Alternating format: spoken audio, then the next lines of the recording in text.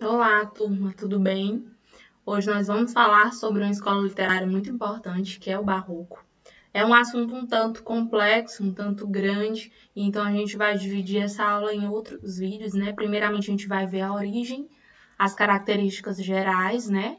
Um pouco da arte, da arquitetura, porque são coisas marcantes, ajudam bastante a gente a entender essa escola. Depois nós vamos ver algumas fortes influências, escritores e o próprio Barroco aqui no Brasil, né? Então, primeiramente, coloquei aqui que o Barroco perdurou no século XVII, mas a gente vai ver que ele começou no século XVI e foi até meados do século XVII.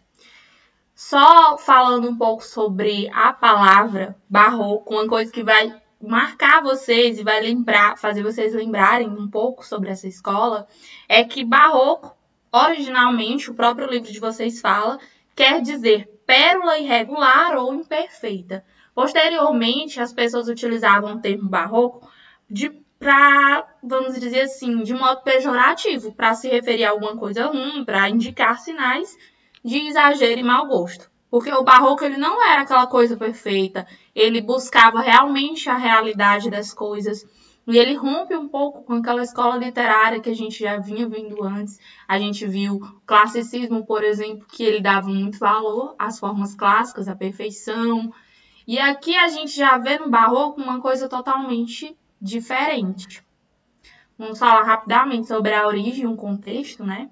Falei para vocês sobre a questão da palavra barroco, que posteriormente indica sinal de exagero e mau gosto, que surgiu no século XVII, foi marcante no século XVII, mas surgiu no final do século XVI e meados do século XVII. Ocorreu em um momento histórico em que a Igreja Católica buscava reagir contra as reformas iniciadas por Martinho Lutero.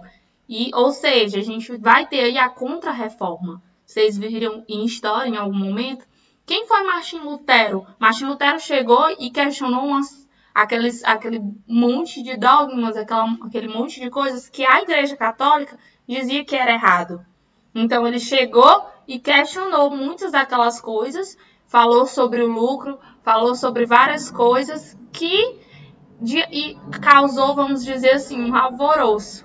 Nós tivemos a Contra-Reforma, que era aquela tentativa da Igreja Católica de retomar aquilo que ela queria pregar, vamos dizer assim, de tomar o poder.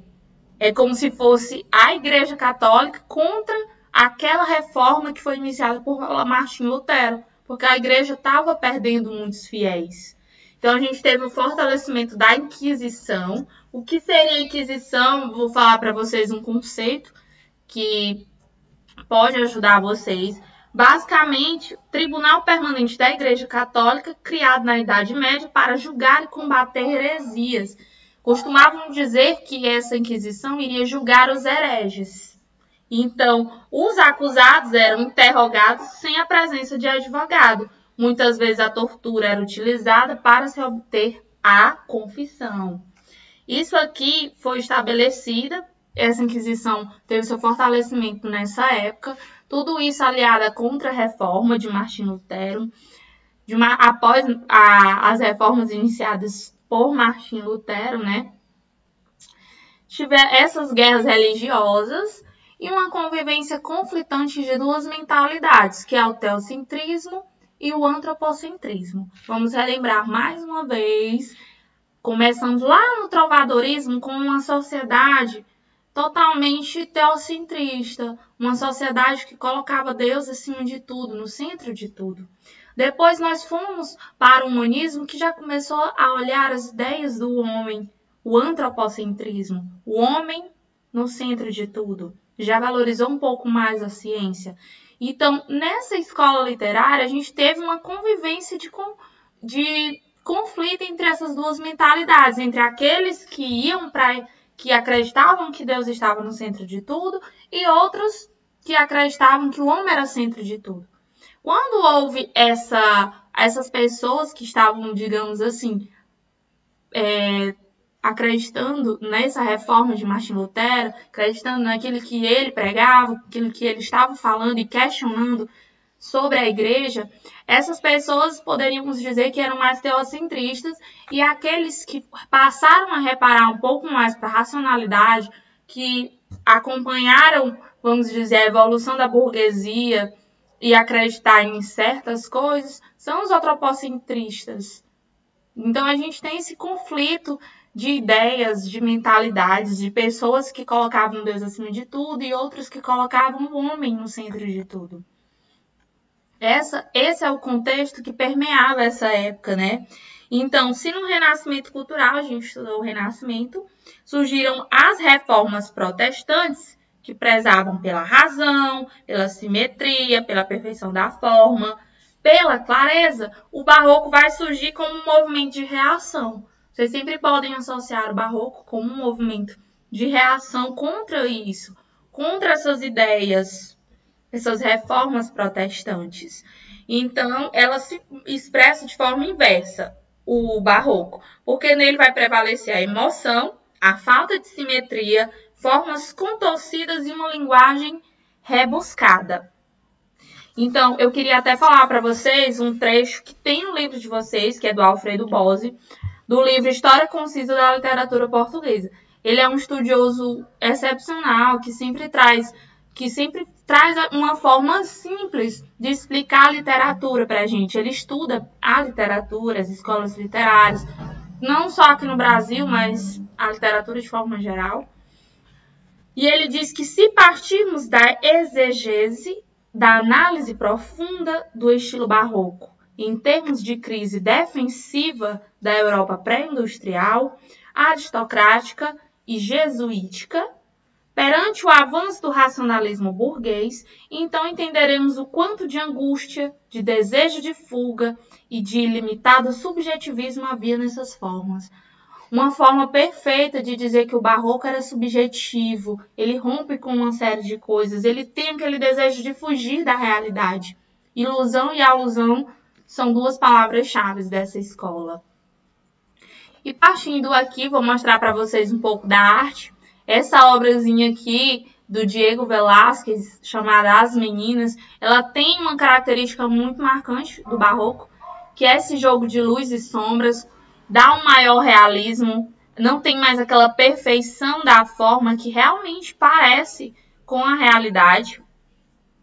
Então, o Diego Velázquez é uma importante influência dentro dessa literatura barroca, porque houve uma série de mudanças, uma série de... Vocês sabem, né, que sempre que a gente vê uma diferença de escola literária, a gente vê não só na literatura, a gente vê na arte, na arquitetura, muitas vezes na pintura, enfim, porque tudo isso é arte, né, gente? E aí, como uma característica é a pintura seiscentista, que confere um maior realismo. Então, a luminosidade torna mais expressivos os gestos e os rostos. Vocês estão vendo aí, né, que a gente tem um jogo de luz e sombras. É uma das características da arte. A arquitetura também, ela tem aquela ideia de grandeza e dinamismo. O exagero é uma característica do barroco. Aqui é o Santuário de Bom Jesus do Monte, lá em Portugal, e ele traz diversas formas de enxergar a realidade.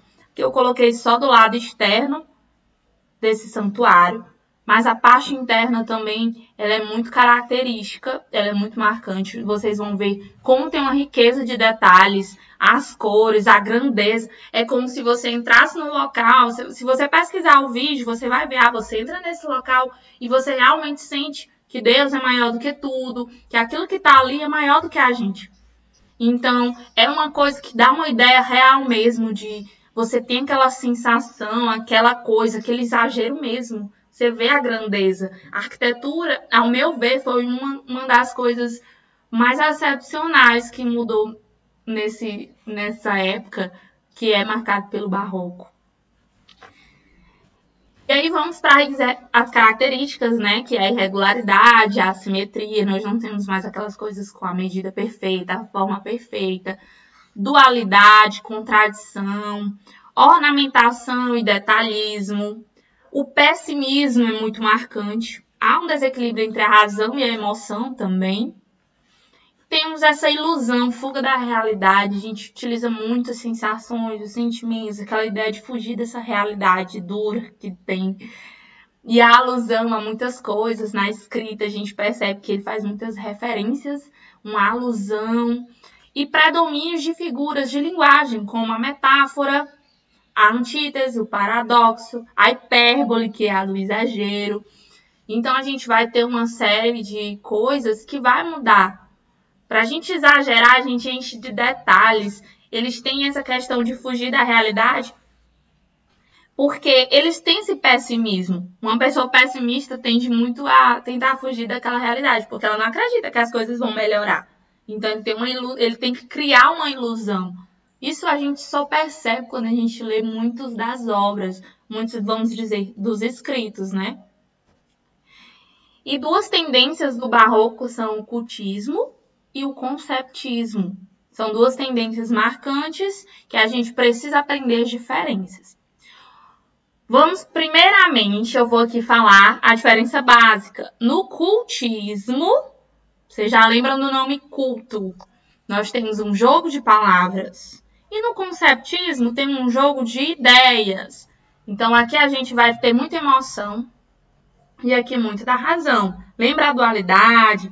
Lembra aquele, vamos dizer, desequilíbrio entre a razão e a emoção? A gente nota aqui por isso. Tem essas duas tendências. Então, o cultismo, ele é uma percepção sensorial. Ele vai buscar sentir aquele conflito que está sendo retratado. E para isso, ele usa muitas metáforas, ele usa hipérboles, que é o exagero. Metáforas é como se fossem comparações subtendidas. E as sinestesias, aquele jogo de sensações, figuras de linguagem presentes no barroco. Nós temos a utilização de palavras cultas e um vocabulário sofisticado, até porque quando a gente usa figuras de linguagem, a gente tende a ser culto, né? Então, às vezes é até difícil desvincular isso. E uma dimensão visual na arte com uso de cores quentes e contrastes. Aqui é um jogo, gente, jogo de palavras, emoções, figuras de linguagem, uma linguagem culta. Nós vamos sentir o conflito aqui. Isso é o que a gente denomina o cultismo. Vou mostrar já um exemplo para vocês. Já o conceptismo é uma percepção racional. Enquanto no cultismo era sensorial, aqui é racional. Então, a gente não vai tentar sentir o conflito, não. A gente vai tentar entender a dimensão desse conflito. E esse conceptismo, do espanhol concepto, significa ideia. Pensamento lógico, nós temos analogias e histórias ilustrativas. Utilizamos mais antíteses e paradoxos, que são as figuras de linguagem, que consiste basicamente na contradição de ideias e em demonstrar palavras opostas. Então, ele utilizava muitas palavras opostas, que é o uso de antíteses. Paradoxos são mais como contradições, sentidos contraditórios. Eu vou jogar com as ideias, eu não vou jogar com as palavras. E aí, vou tentar entender o meu conflito e não senti-lo. Vamos ver o exemplo aqui do cultismo. Olha o jogo de palavras. O todo sem a parte não é o todo. A parte sem o todo não é a parte. Mas se a parte o faz todo sendo parte, não se diga que é parte sendo o todo. Em todo sacramento está Deus todo, e todo assiste inteiro em qualquer parte. E feito em partes, todo em toda parte, em qualquer parte sempre fica o todo. Olha como tem repetição dessa palavra todo. Olha o exagero. Nós temos aqui a hipertrofia da dimensão sensorial, uma sonoridade. Isso aqui é para eu exagerar mesmo, ter sentir a sonoridade deste estilo. Então, chega a obscurecer o entendimento. Muitas vezes a gente não entende por causa desse uso exagerado do cultismo, do termo erudito, da linguagem culta. Isso aqui foi escrito por Gregório de Matos, uma grande influência, grande conhecido e representante aqui do barroco.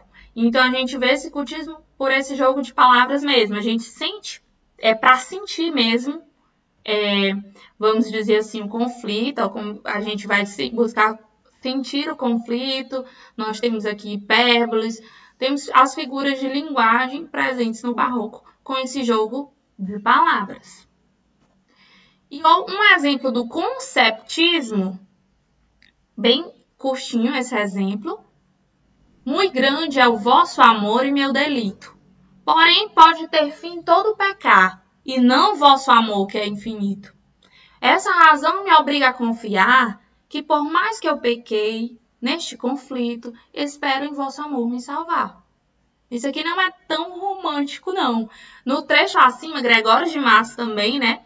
Ele afirma em uma proposição que o infinito amor de Deus salva o pecador. Depois ele afirma ser um pecador, assim ele espera ser salvo. Olha que é como se fosse uma explicação. Estou tentando entender o conflito. Aqui eu digo que tentar entender a dimensão racional do conflito. Jogo de ideias. Ele está dizendo aqui, é mais uma questão de análise e interpretação, jogo de ideias. Se para você entender o cultismo você usa as emoções, aqui você vai utilizar a forma racional.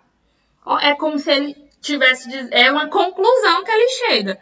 Se pode ter, porém, muito grande é o vosso amor, meu delito, porém pode ter fim todo pecado. E não o vosso amor, que é infinito. Essa razão me obriga a confiar que, por mais que eu pequei, neste conflito, espero em vosso amor me salvar. O amor é visto como uma coisa, o infinito amor de Deus salva o pecador. Então, se ele é um pecador, ele espera ser salvo. Já que Deus perdoa o pecador, o amor de Deus salva o pecador. Ele está indo pela racionalidade.